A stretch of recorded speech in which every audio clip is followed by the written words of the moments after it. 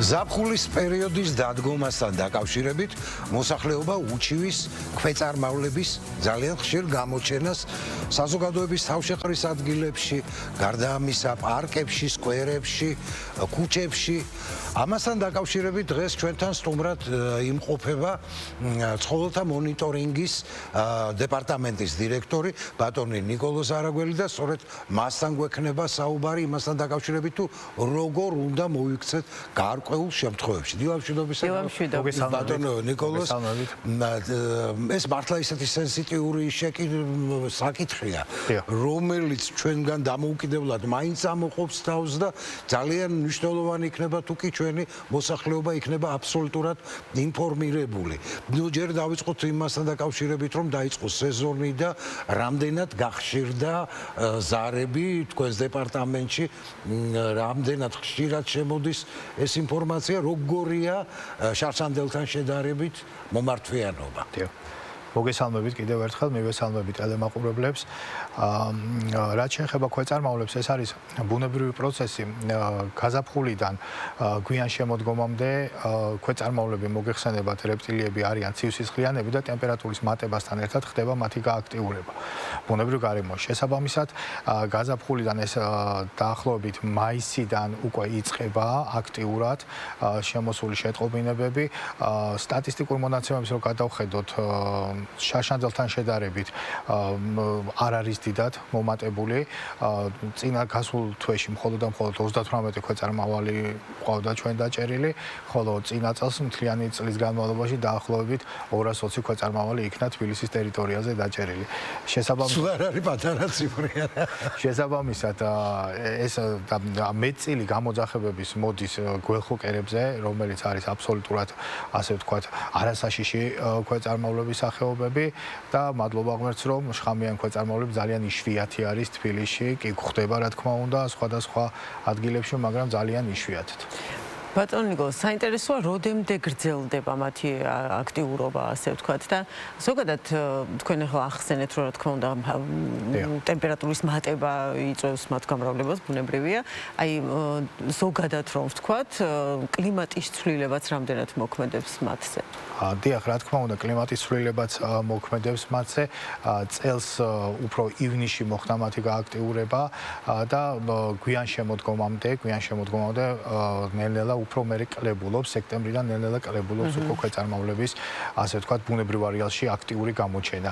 როდესაც უფრო ტემპერატურა მაღალია და უფრო ცხელა ჩვენს ქალაქში, მაშინ ხდება ყველაზე მეტი ქვეწარმავლების შეინიშნება მათი აქტიურობა. იცით რა არის კიდევ საინტერესო ძალიან, ახლა ბუნებრივია ქვეწარმავლების შიში ძალიან ბევრს გააჩნია, ზოგადად უბრალოდ ქვეწარმავლების შიში, იქ არის საუბარი იმაზე, რომ მაინც და მაინც გიკმენს ან შხამიანია, ხო? მაგრამ მაინც რო განმარტოთ, ახლა ის შიშიც არის, რომ შეიძლება შხამიანი იყოს და შესაბამისად მე გვეშინია.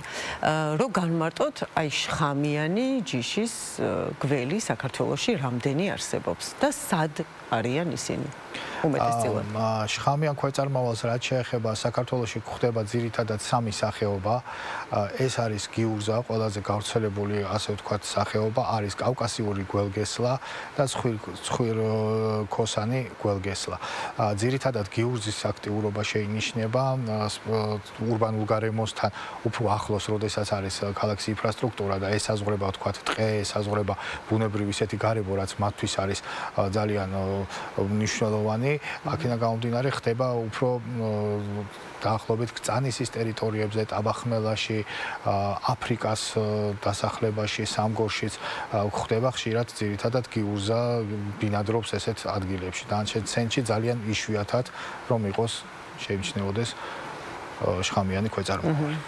ბატონო ნიკოლოზ, საერთოდ მოსახლეობა ასე თუ ისე უკვე ინფორმირებულია, როგორ განვასხვაოთ შხამიანი გველი ჩვეულებრივი უსაფრთხო გველისაგან და მაინც რო კიდევ ერთხელ განუმარტოთ. ერთი ვიცი რომ თავი ცოტა სხვანაირად გამოყოფილია ტანისაგან და ბატონო, მე აუცილებლად განმარტავ, როგორ უნდა განსხვავდეს შხამიანი ქვეწარმავალი, ასე ვთქვათ, არასაშიშ ქვეწარმავალთან, მაგრამ თუ ადამიანი ვერ არჩევს ასე ვთქვათ ქვეწარმავალს ძალიან მნიშვნელოვანია რომ ნებისმიერ ქვეწარმავალი ჩათვალოს როგორც არის შხამიანი იქიდან გამომდინარე რომ არ მოხდეს მისი თვითნებურად დაჭერა არც სადონ მათი ფოტო ფიქსაცია და გადაღება იმიტომ რომ ამ დროს ხდება ხოლმე ხშირი შემთხვევები როდესაც ხდება ქვეწარმავლის დაკვენა რაც შეეხება შხამიან ქვეწარმავლს ეს არის განსხვავებული თავის ფორმა რომელიც არის სამკუთხედი გამოყვანილი ტანის კისერია დიახ და აი აშკარად გამოკვეთილი და ძალიან ასე ვთქვათ უცბად წვრილდება და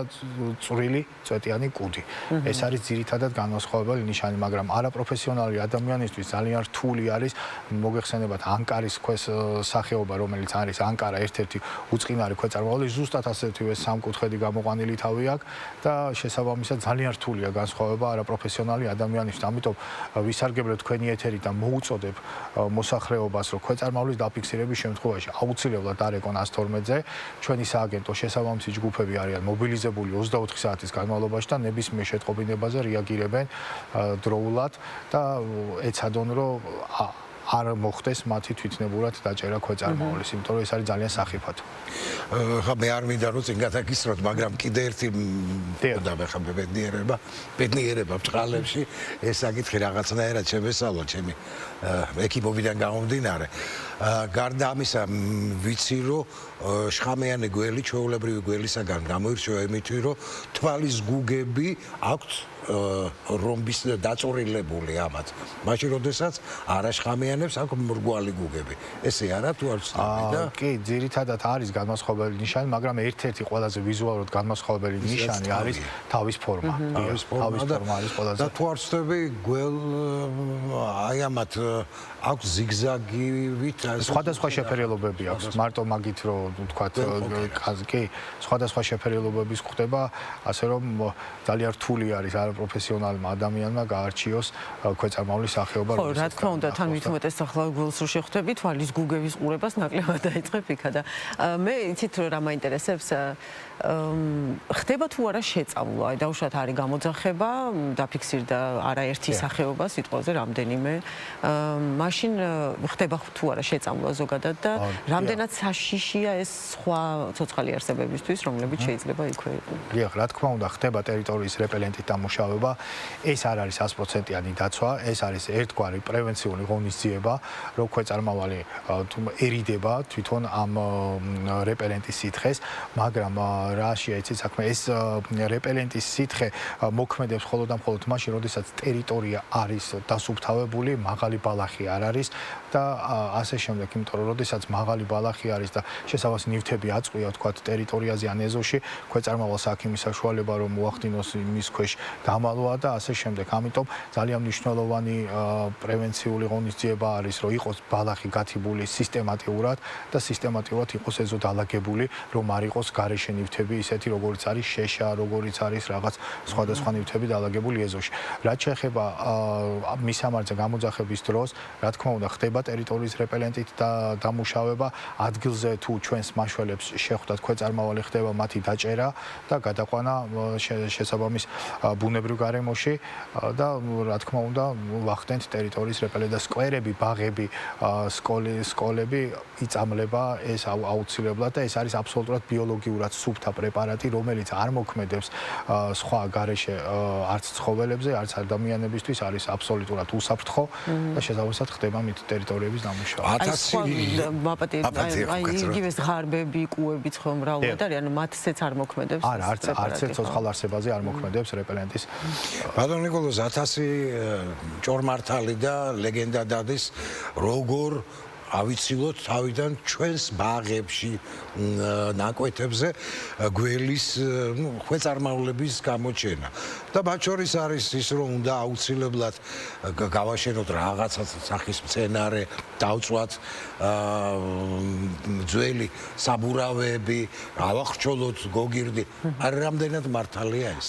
ეს არის მითი. არანაირი საბურავების დაწვა, არანაირი გოგირდის ასე ვთქვათ, აღჭოლება. ეს ეს ქვეწარმავლზე არ მოქმედებს, იმიტომ რომ ქვეწარმავალს არ აქვს ყნოსვის ორგანოს შეგრძნება, საერთოდ ვერ გზნობს ის სუნს, რაც წეგან აღნიშნეს რეპელენტი, ეს არის სითხე, რომელიც მოგეხსენებათ ქვეწარმავალს ენა აქვს ერთ-ერთი შეგრძნების ორგანო და მოძრაობის დროს ამ ენას როდესაც გამოყოფს და შეახებს იმ ტერიტორიას, სადაც რეპელენტით არის დამუშავებული, არ სიამოვნებს და სცილდება ამ ტერიტორიას, იმიტომ რომ აღნიშნე რომ ეს პრევენციის ღონისძიება. დანარჩენი, რაც შეეხება გოგირდის აღშოლებას, ეს რაღაც საბურავების დაწვას და ეს არის აბსოლუტურად მითი, იმიტომ რომ არ მოქმედებს არანაირად ქვეწარმავალს.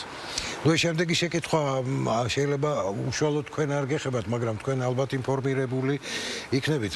დაახლოებით 10 წლის წინ თელეაბავი იყო ატეხილი თბილისში, უпроსწორად თბილისის პერიფერიებზე მოხდა დაკმენის შემთხვევა და დაისაჯა ყოველად დაუმსახურებლად ექიმი, რადგან მის საავადმყოფოში ანტიგიურზინი არ არსებობდა.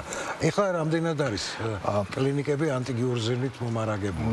ამ საკითხთან დაკავშირებით უმჯობესია თვითონ ჯანდაცვის სისტემის თანამშრომლებს ვკითხოთ კონკრეტულად ჩემს ხელთ არსებული ინფორმაციით ვიცი რომ ნამდვილად ყველა კლინიკები და ყველა პოლიკლინიკები აღჭურვილი არის ანტიგიურზით და ამასთანავე დავძენ რომ ქვეწარმავლის დაკმენის შემთხვევაში ესეც გარკვეულწილად მითებია რომ უნდა ამოიწოვოს ნაკმენი რაღაც ლახტი დაედოს ნაკმენზე და მოკლედ ესეთი რაღაცები ეს არის აბსოლუტურად ცრუ ეს არ შეიძლება არავითარ შემთხვევაში ერთადერთი პრევენციული ღონისძიებაა რომ მაქსიმალურად მოსვენებელ მდგომარეობაში იყოს არ შეიძლება ალკოჰოლის მიღება მოსვენებელ მდგომარეობაში და აუცილებლად დარეკონ 112-ში და მიმართონ სასწრაფო სამედიცინო დახმარებას იმიტომ რომ ზოგი თვითნებურად იწყებს კურნალობას და ფატალურად თავდება ესეთი შედეგები და არავითარ შემთხვევაში არ შეიძლება ამას გაკეთება ძალიან დიდი მადლობა ბატონო ნიკოლოზ ერთი რამ რაც უნდა დაიმახსოვროს ჩვენმა მაყურებელმა